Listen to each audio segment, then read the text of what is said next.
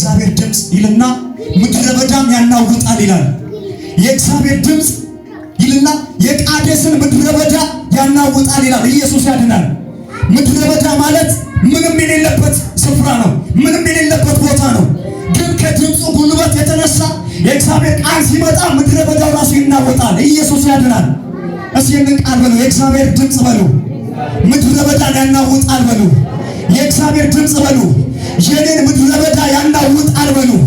የእግዚአብሔር ድምፅ በሉ። ጉለቴን ይሞላል በሉ። ቀንበሬን ይሰብራል። እውነት እርግጠኛ ሆኜ አሁንም ደጋግሜ ልናገር፣ እግዚአብሔር ይናገረኛል ብሎ አሁን መንፈሱን ላዘጋጀ ሰው እግዚአብሔር አምላክ በኔ አልፎ ይናገራል። ኢየሱስ ያድናል። ካላችሁበት የትኛውም አሰት ውስጥ መንፈስ ቅዱስ ብድግ ያደርጋቸዋል። መንፈሱ የወረደበት ሰው ካለ ዛሬ መንፈሱ ከፍ ማለት ይጀምራል። ተስፋ የቆረጠ ሰው ካለ ዛሬ ተስፋው እንደገና ይታደሳል። ያዘነ ሰው ካለ ዛሬ የደስታ መንፈስ ያገኘዋል። የደከመ ሰው ካለ ዛሬ በመንፈስ ቅዱስ ኃይል ይበረታል። ኢየሱስ ያድናል።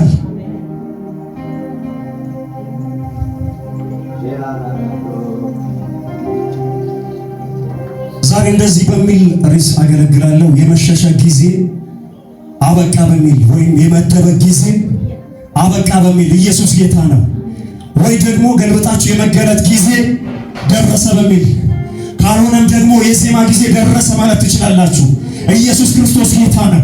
በዚህ ማለዳ መንፈስ ቅዱስ ካለንበት ከየትኛውም ነገር በጌታ በኢየሱስም ጎትቶ ያወጣናል።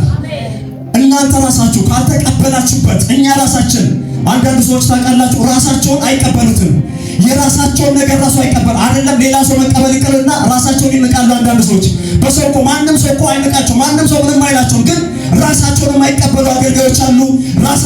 የራሳቸውን ማንነት ራሱ መቀበል የማይችሉ ሰዎች ዛሬ መንፈስ እንዲህ በዚህ ጉባኤ እንኳን እንዲህ አይነት ሰው ካለ ዛሬ በጌታ በኢየሱስ መንፈሱ ይመታል። ኢየሱስ ጌታ ነው። ከነዚህ ሰዎች መካከል አንደኛው ጌዲዮን ነበረ። በድንገት የእግዚአብሔር መልአክ ወደ ጌዲዮን መጣና ጌዲዮን እንደዚህ አለው፣ አንተ ጽኑ ኃያል ሰው አለው፣ እግዚአብሔር ከአንተ ጋር አለ አለው። ኢየሱስ ጌታ ነው። ጌዲዮን ይህንን ድምፅ አልጠበቀም ነበረ። ምክንያቱም ሚዲያማውያን ፈርቶ ስንዴ እየወቃ ነበር ይላል። በሸለቆ ስንዴ በማይወቃበት ስፍራ በወይን መጥመቂያ ውስጥ ሆኖ ስንዴ እየወቃ ስለነበረ እንደዚህ ብሎ ለመልአኩ መለሰለት፣ እግዚአብሔር ከኛ ጋር ከሆነ ለምን ይሄ ነገር ሁሉ ደረሰብን? አባቶቻችን ይነግሩን የነበረ ተአምራት የት አለ አለ። ኢየሱስ ጌታ ነው። ጌዲዮን መልአኩ ሲነግረው አሜን ብሎ ተቀበለ። የሚገርማችሁ ነገር ለምን ጌዲዮን ያለበትና ወደ ጌዲዮን የሚመጣው የእግዚአብሔር ድምፅ አልተገናኘም። ስለዚህ ጌዲዮን ሌላ ጥያቄን ያነሳበት ለመልአኩ፣ እግዚአብሔር ከኛ ጋር አለ የምትል ከሆነ ለምን አባቶቻችን የሚነግሩን ታምራት በእኛ ሕይወት ላይ አይገለጥም አለ። አባቶቻችን እግዚአብሔር ባህር ከፍሏል የሚለው የት አለ ታምራቱ አለ። እኛ አሁን ተጽዕኖ ውስጥ ነው ያለነው፣ ተጠቅተን ያለነው፣ ጉድጓድ ውስጥ ነው ያለነው፣ ዋሻ ውስጥ ነው ያለነው፣ እንደ ቀበሮ ጉድጓድ ውስጥ እየኖርን ያለነው። ታላቅ የሆነ ሕዝብ፣ ባህር የተከፈለለት ሕዝብ፣ ብዙ መንግስታትን ያንቀጠቀጠ ሕዝብ ጉድጓድ ውስጥ መኖር የጀመረበት ዘመን ነበረ፣ ጌዲዮን የነበረበት ዘመን። ስለዚህ የእግዚአብሔር መልአክ መጥቶ ከዛ ሁኔታ ውስጥ ጌዲዮንን ሊያወጣው ስለፈለገ ቃል ተናገረው። ኢየሱስ ጌታ ነው። ዛሬ የእግዚአብሔር ድምፅ በኢየሱስም ካለንበት ሸለቆ ያወጣናል። ኢየሱስ ጌታ ነው። የደከመ መንፈስ ያለው ሰው ዛሬ በጌታ በኢየሱስም የእግዚአብሔርን ቃል እየተናገርኩኝ እግዚአብሔር መንፈሱን ያበረታለታል። ጌታ የተባረከ ይሁን። መኃልየ ዘሰሎሞን ምዕራፍ 2 ከቁጥር 8 ያለውን ቃል አነባለሁ። እነሆ የውዴ ቃል በተራሮች ላይ ሲዘል በኮረብቶችም ላይ ሲወረወር ይመጣል። ውዴ ምዳቋን ወይም የዋላን እምቦሳ ይመስላል። እነሆ በመስኮቶች ሲጎበኝ በዓይነ ርግብም ሲመለከት እርሱ ከቅጥራችን በኋላ ቆሟል። ውዴ እንዲህ ብሎ ተናገረኝ፣ ወዳጄ ሆይ ተነሽ፣ ውበቴ ሆይ ነይ። እነሆ ክረምት አለፈ፣ ዝናቡም አልፎ ሄደ፣ አበቦች በምድር ላይ ተገለጡ፣ የዜማም ጊዜ ደረሰ። የቁርዬውም ቃል በምድራችን ተሰማ፣ በለሱ ጎመራ፣ ወይኖችም አበቡ፣ መዓዛቸውን ሰጡ። ወዳጄ ሆይ ተነሽ፣ ውበቴ ሆይ ነይ። በዓለት ንቃቃትና በገደል መሸሸጊያ ያለሽ ርግብ ሆይ ቃልሽ መልካም ፊትሽም ያማረ ነውና መልክሽን አሳይኝ፣ ድምፅሽንም አሰሚኝ። እያለ ይቀጥላል። ጌታ የተባረከ ይሁን። ኢየሱስ ጌታ ነው። በዚህ ስፍራ ላይ መልእክት የመጣላት እርግብ ጊዜዋ እንደደረሰ አልገባትም ነበረ። ዘመኗ እንደሆነ ክረምት አልፎ እንደሄደ አልገባትም ነበረ። አሁንም እየዘነበ ያለ መስሏታል። ዝናብ እየዘነበ ያለ ክረምት ውስጥ ያለች መስሏታል። ለዚህ ነው ነጋሪ ያስፈለጋት። ነጋሪው መጣና መልእክት ነገራት። በዓለት ንቃቃት ያለሽ እርግብ፣ በገደል መሸሸጊያ ያለሽ እርግብ ሆይ ቃልሽ መልካም ፊትሽም ያማረ ነውና መልክሽን አሳይኝ ድምፅሽንም አሰሚ ካለ በኋላ 15 ቁጥር ላይ ወይናችን አብቧልና ይቅርታ ቁጥር 11 ላይ ያለውን ቃል ነበር። እነሆ ክረምት አለፈ ዝናቡ አልፎ ሄደ ይላል። ኢየሱስ ጌታ ነው። ለምን ክረምት እንዳለፈ አልገባትም። ዝናብ ላይ እርግቦች መብረር ስለማይችሉ ተደብቃ ነበረ እዚህ እቺ እርግብ የነበረችው። ስለዚህ መልእክተኛ መጥቶ እነሆ ክረምት አልፏል አላት። ዝናቡም አልፎ ሄደ፣ አበቦች በምድር ላይ ተገለጡ። የዜማም ጊዜ ደረሰ በሉ። ድምፃችሁ ከኔ ድምፅ ካልበለጠ ቀስ ብዬ ወርዳለሁ ማለት ነው። ኢየሱስ ጌታ ነው። የሚጮህ ሰው ደስ ይለኛል። ኢየሱስ ጌታ ነው። ለእግዚአብሔር ካልጮህ አንዳንድ ጊዜ የሚገርማችሁ ኳስ ጨዋታ ሄዳችሁ ካያችሁ በቃ ሰፈር እስኪበጠበጥ ነው አንድ ጎል ሲገባ። እግዚአብሔር እኮ ብዙ ነገር አድርጎልናል። ኢየሱስ ጌታ ነው። ቅድም ካሰችም እያለች ብዙ ሞቶችን እኮ ሽሮለን በሕይወት አለን። ሰዎች ሞታችንን ሲጠባበቁ መቼ ነው የምትሞተው ስንባል መቼ ነው እሱ የሚሞተው ሲባል ዛሬም አለን። ኢየሱስ ጌታ ነው። ደግሞ እግዚአብሔር እስካየንን እንቀጥላለን። እስቲ አንድ ሰው ይጩና እቀጥላለሁ ይበል። እስቲ እቀጥላለሁ በሉ። የሞት አዋጅ እያለ እንቀጥላለን። ገዳዩ እያለ በኢየሱስም እንቀጥላለን። በሽታ እያለ በኢየሱስም እንቀጥላለን። እርግማን እያለ በኢየሱስም እቀጥላለሁ። አሜን። የእናንተን አላውቅም፣ እኔ እቀጥላለሁ። ኢየሱስ ጌታ ነው። ስላልታመምና በሽታ ምናምን የማያውቅን ፍጥረት ስለሆነ ሳይሆን እንታመማለን ደግሞ እንፈወሳለን። እንቸገራለን ደግሞ እግዚአብሔር ከችግር ምዕራፍ ያወጣናል። ኢየሱስ ጌታ ነው። እንገፋለን ነገር ግን አንወድቅም። አሜን። ኢየሱስ ጌታ ነው። ዛሬ የጨለማ መናፍስቶች ግራ ይጋባሉ። መቼ ነው የምትሞተው? መቼ ነው የሚወድቀው? መቼ ነው ተስፋ የሚቆርጠው ብሎ የሚከታተሏችሁ ዛሬ በኢየሱስም ተዋርዶ ይመለሳሉ። ዛሬ በኢየሱስም አፍሮ ይሄዳሉ። ዛሬ በዚህ ማለዳ በኢየሱስም ግራ ይጋባሉ። ያው ጠላት ማለት ነው የአንዳንዶቻችሁን አገልግሎት ማገልገላችሁ ራሱ አይፈልግም።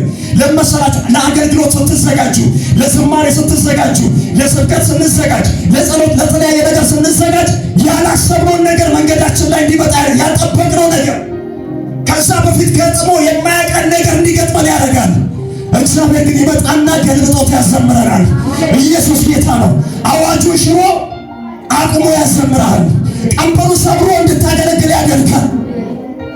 እግዚአብሔር ምንም በላይ በዚህ ምድር ላይ የሚፈልገው ነገር ቢኖር እግዚአብሔር ነጋዴ እንድንሆን አይደለም። አንደኛ እንፈልገው እግዚአብሔር ነግደን ጥሩ ትርፋማ ሆነን የሆነ ፎቅ እንድንገነባለት አይደለም። እግዚአብሔር ከምንም በላይ የሚፈልገው ነገር ቢኖር ልጆቹ እግዚአብሔር እንዲያገለግሉት እግዚአብሔር ይፈልጋል። አንቺ እንድታገለግል እግዚአብሔር ይፈልጋል። አንተ እንድታገለግል እግዚአብሔር ይፈልጋል። ሌላው ነገር አገልግሎታችንን ሳፖርት እንዲያደርገን ነው እግዚአብሔር የሚሰጠን። ሀብት ቢሰጠን፣ በረከት ቢሰጠን፣ የሚያስፈልገን የትኛውንም ነገር ቢሰጠን ለሱ ዓላማ እንድናውል። የጨለማውን ዓለም አይታችሁ ከሆነ ለርኩሰት ገንዘቡን ያመቻቻል፣ ለኃጢአት፣ ለእግዚአብሔር ክብር ለማይሆነው ነገር የጨለማው የሰይጣን የአጋንንት ዓለም አንድ ሰው ሕንፃ ካለው ፎቅ ካለው ከዛ በሚያገኘው ገቢ ዝሙት ይፈጽምበታል። ብዙዎችን መጠጥ ይጋብዛቸዋል። ብዙዎችን ወዳልሆነ ሕይወት ውስጥ ይከታቸዋል። እግዚአብሔር ግን አንድን ሰው ሲባርከው የእግዚአብሔርን ቤት እንዲሰራ ኢየሱስ ያድናል። የእግዚአብሔርን ቤት እሰራለሁ በሉ። እግዚአብሔር በኃይል ይባርከኛል በሉ። የእግዚአብሔርን ቤት እሰራለሁ በሉ። እግዚአብሔር በቀጣይ ዘመን በሉ በኃይል ይባርከኛል በሉ። እኔም በሉ የእግዚአብሔርን ቤት እሰራለሁ። አንዳንድ አገልጋዮች ከዜሮ ይጀምሩና ከባዶ አገልግሎታቸውን ይጀምራሉ። ከዛ አገልግሎታቸውን በሚዲያ የሚከታተል ሰው ከውጭ ሀገር ያልጠበቁትን አይነት ገንዘብ ወደ አካውንታቸው ሲያስገባ ትልቅ ስህተት ፈጽማሉ። ትናንትና እንጀራ የሚበላው የሌለው ትናንትና የራሱን ቤት ኪራይ መክፈል የማይችል ሰውዬ ቶሎ ብሎ ገንዘቡን 1 ሚሊዮን የሚሆን 2 ሚሊዮን የሚሆን ይቀበልና ለአባቱ ክፍለ ሀገር ቤት ያሰራለታል። ገንዘቡ እኮ የተላከው ለእግዚአብሔር ቤት መስሪያ ነው። ከዚህ የተነሳ ከዛ ምዕራፍ በኋላ ሰውየው በአገልግሎቱ መቀጠል አይችልም። ጸጋው መቀጠል አይችልም። ገንዘቡ ሊኖረው ይችላል። ለእናቱ ለአባቱ ቤት ሊያሰራ ይችላል። ትክክል አይደለም እያልኩ አይደለም፣ ኃጢአት ነው እያልኩ አይደለም። ለአባት ለእናት የተሻለ ነገር ማድረግ ጥሩ ነው። ግን ለእግዚአብሔር ዓላማ በተሰጠን ገንዘብ የእግዚአብሔርን ቤት መስራት አለብን። ኢየሱስ ያድናል። ለመሰረቱ ይሄንን የምናገረው ኢየሱስ ጌታ ነው። እርግጠኛ ነኝ ከዚህ እግዚአብሔር የሚባርካቸው ብዙ ወንዶችና ብዙ ሴቶች ዛሬ ላይ ምንም ላይኖር ይችላል። ዛሬ ላይ ምንም ላይኖርሽ ይችላል። እግዚአብሔር በነገ ዓለም በኃይል ስለሚባርክ ቅድም ብያቸዋለሁ። ኢየሱስ ጌታ ነው። ለራሴ የምናገራለሁ። ኢየሱስ ያድናል። ለእናንተ ብቻ አይደለም የምናገረው። ኢየሱስ ጌታ ነው። እግዚአብሔር በኃይል ይባርከናል። የእግዚአብሔርን ቤት እንሰራለን። የእግዚአብሔርን ቤት እስቲ ይሰራለሁ በሉ። ኢየሱስ ያድናል። ነፃ ሆኜ እንድሰብክ ጌታ የተባረከ ነው። ቶሎ ቶሎ ብላችሁ ተናገሩ የምትባሉትን ለመሰላችሁ ስርዓት ምናምን ፈጽመን የሆነ አንደኛ ሁለተኛ ብዬ መውረድ አልፈልግም። ኢየሱስ ጌታ ነው። መንፈስ ቅዱስ አልፎ እንደሚሰራ አምናለሁ። ዛሬ ነበር እርግጠኛ ነኝ ከሆነ ዓመት በኋላ ከአንድ ዓመት ከሁለት ዓመት ወይ ከ5 ዓመት ከ10 ዓመት የሆነ ከፍታ ላይ እንገኛለን። ስንወርቅ ምናምን ሳይሆን ተዋርደን የሆነ ቦታ ላይ ጋሪ ባይዘን ጫት እየቃምን ሳይሆን ሰፈር ለሰፈር እየተንከራተትን ሳይሆን እግዚአብሔር አክብሮን አንዳንዶቻችን በአውሮፓ ሀገሮች ላይ፣ አንዳንዶቻችን በአሜሪካ፣ አንዳንዶቻችን በክፍለ ሀገር ላይ ትልልቅ ክሩሴዶችን ስናዘጋጅ፣ ትልቅ ኮንፈረንሶችን ስናዘጋጅ፣ የእግዚአብሔርን ቤት ስንሰራ፣ የእግዚአብሔርን ቤት ስንገነባ ኢየሱስ ያድናል። እግዚአብሔር እንደምታገለግሉ ኪዳን የገባላችሁ አላችሁ። ኢየሱስ ጌታ ነው። እግዚአብሔር በክብር ያስገለግላችኋል። እግዚአብሔር በሞገስ ያወጣችኋል። እግዚአብሔር በኃይል ያወጣችኋል። ያው ሰዎች የሚነግፉትን አይነት አገልግሎት አናገለግልም። ኢየሱስ ያድናል። መዘመር ካልቀረ እንደሱ የሚባል ዝማሬ፣ መስበክ ካልቀረ ፓስተር መሆን ካልቀረ እንደሱ የሚባል ስብከት ኢየሱስ ያድናል። አጋንንትን የሚመታ የጨለማን ምሽግ የሚያፈርስ ጌታ የተባረከ ይሁን። ወደዚህ ርግብ ልመለስና እቺ ርግብ የጉብኝቷ ጊዜ እንደሆነ አልገባትም። ሰዓቷ እንደደረሰ ከተደበቀችበት የምትወጣበት ጊዜ እንደሆነ አልገባትም። እና መልእክት የሚነግራት ሰው መጣና መናገር ጀመረ። ክረምት እኮ አልፏል፣ አልሰማሽም ወይ? ዝናብ እኮ አቁሟል። አሁን የምትወጪበት ሰዓት ነው። አሁን በገደል መሸሸጊያ የምትቀመጭበት ሰዓት አይደለም። አሁን የምታንቀላፊበት ሰዓት አይደለም። አሁን የዜማ ጊዜ ነው። ሌላው ደግሞ ኢየሱስ ጌታ ነው። የቃሉን መገለጥ ልንገራችሁ። ኢየሱስ ያድናል።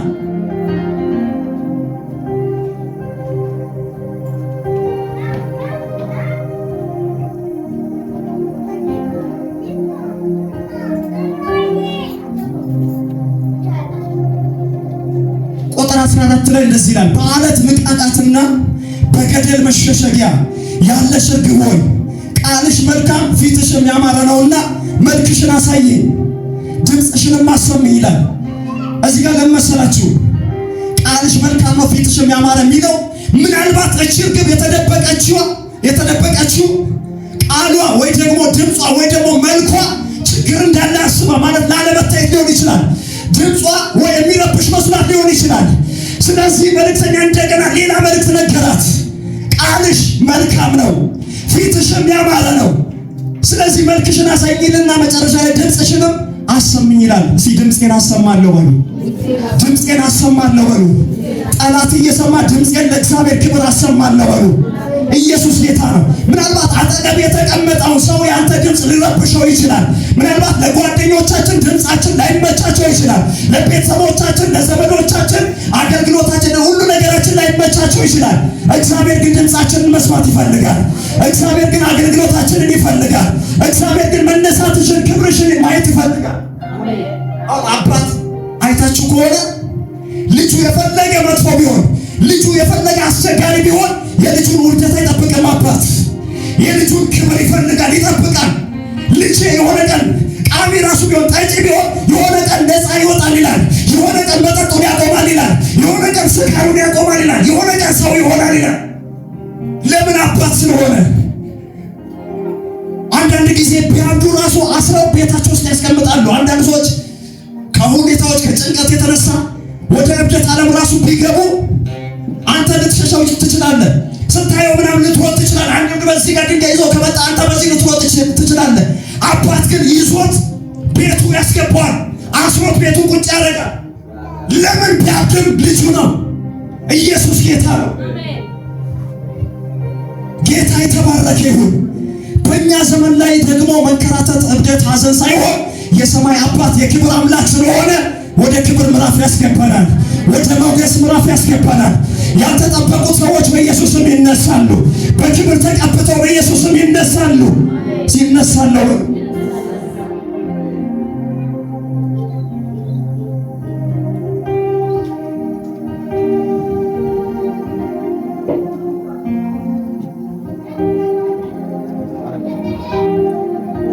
እና የዜማ ጊዜ ደረሰ። የመደበቅ ሳይሆን የመሸሸግ ሳይሆን የምትገለጥበት ሰዓት እንደደረሰ ቃሉ ይናገራል። ጌታ የተባረከ ይሁን። መክብብ ምዕራፍ 3 ላይ ለሁሉ ነገር ዘመን አለው ይላል። ለሁሉ ጊዜ አለው ይላል። ከሰማይ በታችም ለሆነ ነገር ሁሉ ጊዜ አለው። ለመውለድ ጊዜ አለው፣ ለመሞትም ጊዜ አለው። ለመትከል ጊዜ አለው፣ የተተከለውንም ለመንቀል ጊዜ አለው። ለመግደል ጊዜ አለው፣ ለመፈወስም ጊዜ አለው። ለማፍረስ ጊዜ አለው፣ ለመስራትም ጊዜ አለው። ለማልቀስ ጊዜ አለው፣ ለመሳቅም ጊዜ አለው። ዋይ ለማለት ጊዜ አለው፣ ለመዝፈንም ጊዜ አለው። ድንጋይን ለመጣል ጊዜ አለው፣ ድንጋይንም ለመሰብሰብ ጊዜ አለው። ለመተቃቀፍ ጊዜ አለው፣ ከመተቃቀፍም ለመራቅ ጊዜ አለው። ለመፈለግ ጊዜ አለው፣ ለማጥፋትም ጊዜ አለው። ለመጠበቅ ጊዜ አለው፣ ለመጣልም ጊዜ አለው። ለመቅደድ ጊዜ አለው፣ ለመስፋትም ጊዜ አለው። ዝም ለማለት ጊዜ አለው፣ ለመናገርም ጊዜ አለው። ለመውደድ ጊዜ አለው፣ ለመጥላትም ጊዜ አለው። ለጦርነት ጊዜ አለው፣ ለሰላምም ጊዜ አለው እያለ ይቀጥላል። ኢየሱስ ያድናል። ኢየሱስ ጌታ ነው። ምን ልላችሁ ነው? ይህም ሰለሞን የጻፈው ቃል ነውና ጌታ የተባረከ ይሁን። መኃልየ ሰለሞን የተናገረው ሰለሞን የዘመረው መዝሙር ነው። ለዚያው ከመዝሙር ሁሉ የሚበልጥ መዝሙር ይለዋል። ቁጥር 1 ላይ ምዕራፍ 1 ስታዩ ጌታ የተባረከ ይሁን። የእግዚአብሔር ስም የተባረከ ይሁን። ይሄ ሰለሞን መክብብ መጽሐፍ ላይ ደግሞ ለሁሉ ነገር ጊዜ አለው አለ። ኢየሱስ ጌታ ነው። እዚህ ምዕራፍ ላይ ግን ደግሜ የምነግራችሁ ለዚህ እርግብ የመጣላት የሐዘን ጊዜ አይደለም፣ የለቅሶ ጊዜ አይደለም፣ የመደበቅ ጊዜ አይደለም፣ የመሸሸግ ጊዜ አይደለም። እግዚአብሔር የመገለጥን ጊዜ አምጥቶላታል። እግዚአብሔር ዛሬ በዚህ እሑድ ማለዳ ለእርግብ አይደለም እየተናገረ ያለው፣ ለአንተ ነው እየተናገረ ያለው፣ ለአንቺ ነው እየተናገረ ያለው። ጊዜሽ ደርሷል እያለ ነው ያለው። ከመደበቅ የምትገለጭበት፣ ከአለት ንቃቃት የምትወጪበት። እርግብ እኮ አሁን ላይ እርግብ መጥቶ እዚህ ጋር እኮ አገልግሎት ተጋብዞ አይዘምርም አይደለም። ኢየሱስ ጌታ ነው። እግዚአብሔር በቅኔ የእኛን ድምፅ መስማት ፈልጓል። የእኛን አገልግሎት ፈልጓል። የአንቺን አገልግሎት ፈልጓል። የአንተን መውጣት ፈልጓል። ኢየሱስ ያድናል።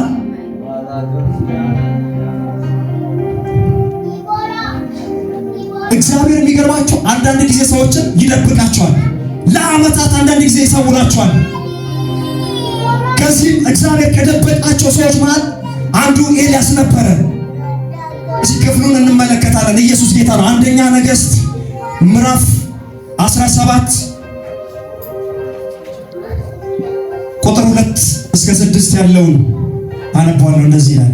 የእግዚአብሔርም ቃል እንዲህ ሲል ለእርሱ መጣለት፣ ከዚህ ተነስተህ ወደ ምስራቅ ሂድ፣ በዮርዳኖስም ትይዩ ባለው በኩራት ፈፋ ውስጥ ሲበሉት ቃሉ ምንድነው የሚለው? እያነበበ ያለ ሰው ሲተሸሸግ በሉት።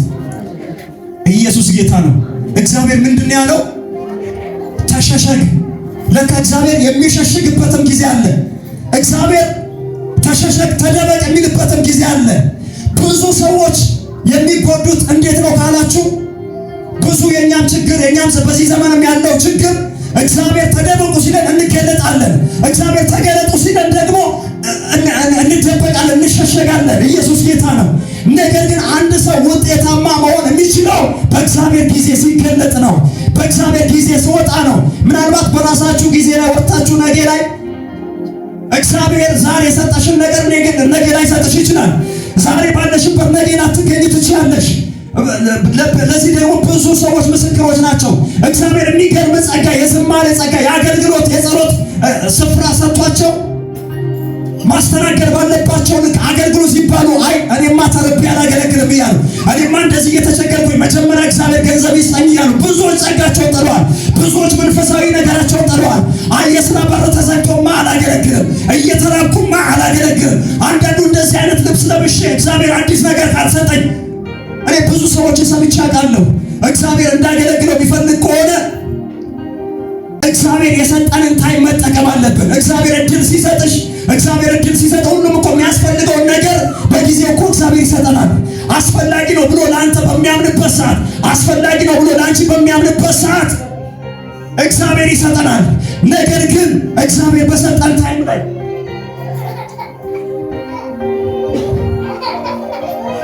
እግዚአብሔር ተገለጡ ሲለን እንገለጥ፣ እግዚአብሔር ተደበቁ ሲለን እንደበቅ። ኢየሱስ ጌታ ነው። እና ወደ ኤልያስ ምን የሚል ድምፅ ነው የመጣው? ተሸሸግ የሚል ድምፅ መጣለት። ከዛ የሚገርማችሁ አንድ ምዕራፍ ደግሞ ወደፊት ስትሄዱ እንደዚህ ይላል።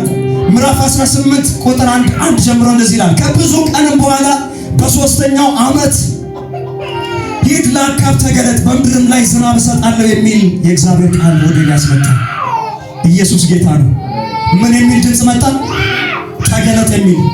ትናንትና እኮ ተደበቅ ተሸሸግ ብሎታል። ለሶስት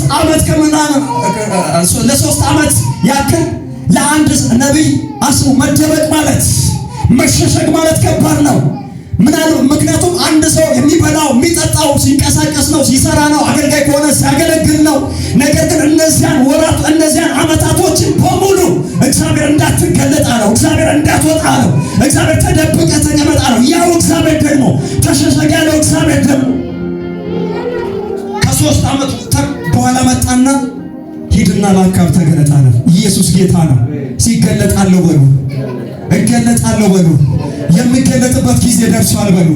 የሚወጣበት ሰዓት ደርሷል በሉ። በጌታ በኢየሱስም እገለጣለሁ በሉ። ዛሬ የሸፈነን መሸፈኛ በኢየሱስም ከኛ ላይ ይነሳል። መጋረጃዎች በኢየሱስም ይቀደዳሉ። መሸፈኛዎች በኢየሱስም ይነሳሉ። መጋረጃዎች በኢየሱስም ይቀደዳሉ። የመደበቅ ዘመን ያበቃል ዛሬ። የመሸሸግ ዘመን ያበቃል ዛሬ። የለቅሶ ምዕራፍ ይዘጋል ዛሬ። የሐዘን ምዕራፍ ይዘጋል ዛሬ። የጭንቀት ምዕራፍ ይዘጋል ዛሬ። የምድረ በዳ ምዕራፍ ይዘጋል ዛሬ። በማጣት ውስጥ ላሉ ሰዎች፣ በጭንቀት ውስጥ ላሉ ሰዎች፣ በሐዘን ውስጥ ላሉ ሰዎች፣ በለቅሶ ባልተመቻቸ ሁኔታ ውስጥ ላሉ ሰዎች ዛሬ የእግዚአብሔር መንፈስ ከማጣት ምዕራፍ ወደ ማግኘት ምዕራፍ ያስገባቸዋል። ከሐዘን ምዕራፍ ወደ ደስታ ምዕራፍ ያስገባቸዋል። ከጭንቀት ምዕራፍ ወደ ሰላም ምዕራፍ ያስገባቸዋል። እስቲ እግዚአብሔር ይችላል በሉ። እግዚአብሔር ይችላል በሉ። እግዚአብሔር መደበቅን ብቻ ሳይሆን መግለጥንም ይችላል። መሸሸግን ብቻ ሳይሆን መግለጥንም ይችላል። የመደበቅ ጊዜ አበቃ በሉ። የመሸሸግ ጊዜ አበቃ በሉ። የመደበቅ ጊዜ አበቃ በሉ። የሐዘን ጊዜ አበቃ በሉ። የመከራ ጊዜ አበቃ በሉ። የለቅሶ ጊዜ አበቃ በሉ። ቃል መናገር ጥሩ ነው። ኢየሱስ ያድናል። ብዙ አባቶቻችን ተናግሮ ነው የወረሱት። ኢየሱስ ጌታ ነው። አይደለም በመንፈሳዊ ቅርና በዓለማዊ ራሱ ይቻላል ብለው ብዙዎች ያን ወደ ፈለጉበት ደረጃ ደርሷል። አንዳንድ ተማሪዎች በጣም በቃ አጥንቼ እኔ ወደፊት ዶክተር መሆን ነው ፈልገው ብለው እግሮቻቸውን ውሃ ውስጥ አድርገው አጥንተው ዶክተር ሆነዋል። የፈለጉትን ሆነዋል። አይደለም በመንፈሳዊ ዓለም በዚህ በምድራዊ ዓለም ራሱ እችላለሁ ያለ ሰው ችሎ ማለት ያንን ነገር ችሎ ሲያገኝ ታገኛላችሁ። ጌታ ለዘላለም የተባረከ ይሁን። ዛሬ ያለ መቻል መንፈስ በኢየሱስ ስም ይገለበጣል። ያለማመን፣ ጥርጣሬ፣ ተስፋ መቁረጥ ከእግዚአብሔር ስላልሆነ አንዳንድ ጊዜ የጨለማ ድምፆች አንድ ሰው ሲታመም ጆሮ ላይ መጣና ትሞቻለሽ ይላል። ተስፋ የለሽም፣ ዋጋ የለሽም ይላል። ይሄ የእግዚአብሔር ድምፅ ሳይሆን የጨለማ ድምፅ ነው። ኢየሱስ ጌታ ነው። ዛሬ በኢየሱስም የተገለበጠ ይሁን። ዛሬ በኢየሱስም የተገለበጠ ይሁን። አማኝ ቢታመም እንደገና ተፈውሶ ለእግዚአብሔር ክብር ቆሞ እግዚአብሔርን ያገለግላል። በሽታ የለም፣ ችግር የለም፣ ድህነት የለም አንልም። ስራ ልናጣ እንችላለን፣ ገንዘብ ልናጣ እንችላለን። እኔ በቃ ከተወለድኩበት ጊዜ ጀምሮ አጥቼ አላውቅም አልልም፣ ጠርቤ አላውቅም አልልም። ጳውሎስም እንዲህ አለ፣ መራብን አውቃለሁ አለ፣ መጥገብንም አውቃለሁ አለ፣ ማግኘትን አውቃለሁ፣ ማጣት ሁሉንም አውቃለሁ አለ። ኢየሱስ ያድናል። በሁሉም እግዚአብሔር ጻድቅ ነው። ሲሸሽገንም እግዚአብሔር ጻድቅ ነው። ሲገልጠንም እግዚአብሔር ጻድቅ ነው። ሲፈጠር እሱ ትክክል ነው። ሲዘገይም እሱ ትክክል ነው። ጌታ የተባረከ ይሁን። በእግሮቻችን ቆመን እንጸልያለን። ሃሌሉያ።